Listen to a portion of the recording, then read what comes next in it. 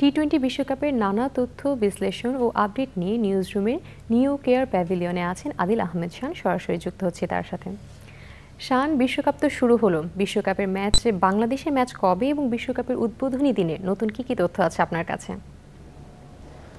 ধন্যবাদ দোলা। আপনি আসলে প্রথমে জানতে চেয়েছেন যে বাংলাদেশের ম্যাচ কবে। দর্শকদের একটু জানিয়ে রাখি, বাংলাদেশের প্রথম ম্যাচ, বিশ্বকাপের অফিসিয়াল প্রথম ম্যাচ হচ্ছে 8 জুন ডালাসে, এবং বাংলাদেশ সময় ম্যাচটি শুরু হবে এই সকাল 6:30 এবং প্রতিপক্ষ হচ্ছে শ্রীলঙ্কা।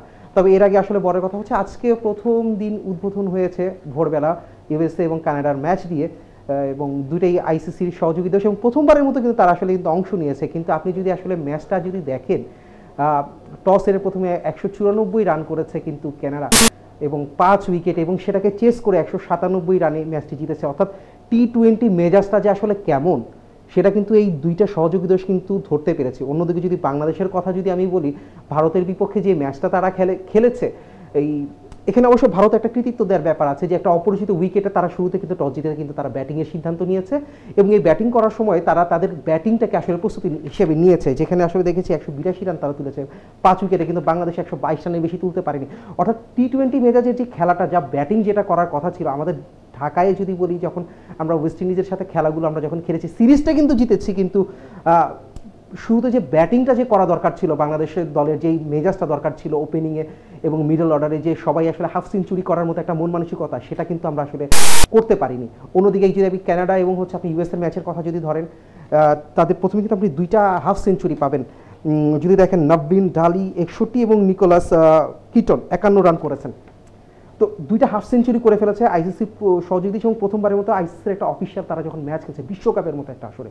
এবং ইউএসের কথা যদি বলি, তাদের কিন্তু একটা আত্মবিশ্বাস আছে, কারণ বাংলাদেশের বিপক্ষে তারা প্রথমবারের মতো সিরিজ জিতেছে, একটা টেস্ট খেলোয়াড়দের দেশের বিপক্ষে কিন্তু তারা টেস্ট সিরিজ জিতেছে, এবং 40 বলে 94 রানের একটা ইনিংস খেলেছেন অ্যারন জোন্স।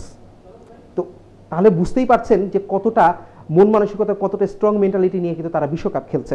দর্শক, এবার একটু ছোট করে ফেলি। আজকে যেহেতু উদ্বোধনী ম্যাচের আগে খুব ছোট্ট একটা অনুষ্ঠান হয়েছিল, খুব আইপিএলের মতো খুব জমজমাট বা ঝনঝনানি ছিল না, তবে রাতে আবার গায়ানায় যেহেতু আজকে প্রথম ম্যাচ শুরু হচ্ছে বিশ্বকাপের, সেখানে একটা আইপিএলের ঝনঝনানি মতো না হলেও কিন্তু উদ্বোধনী অনুষ্ঠানটা খুব সুন্দর একটা অনুষ্ঠান আপনারা দেখতে পাবেন আশা করছি। ওদিকে ওয়েস্ট ইন্ডিজের আবহাওয়াটা কিন্তু অনেক পরিষ্কার থাকে, ম্যাচগুলো নিয়ে কিন্তু আসলে কোনো ধরনের শঙ্কা নেই। তবে নিউ ইয়র্কে এবং হচ্ছে টেক্সাসের যে ম্যাচগুলো, সেখানে কিন্তু আবহাওয়াগুলো কিন্তু আপনি অতটা ভালো পাবেন না। বেশ কিছু ম্যাচ কিন্তু বৃষ্টিতে ভেসেও যেতে পারে, এমন কিন্তু শঙ্কা, এবং আবহাওয়ার অধিদপ্তর, সেখানকার আবহাওয়া অধিদপ্তরগুলো যদি বলি, সেখানকার সেই সতর্কবার্তা রয়েছে।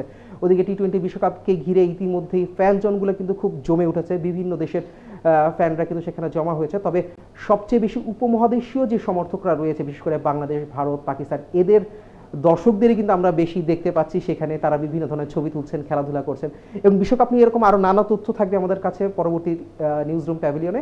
আপাতত এই ছিল আমার কাছে সর্বশেষ। দোলা। শান, আপনাকে ধন্যবাদ আমাদের সাথে যুক্ত হবার জন্য।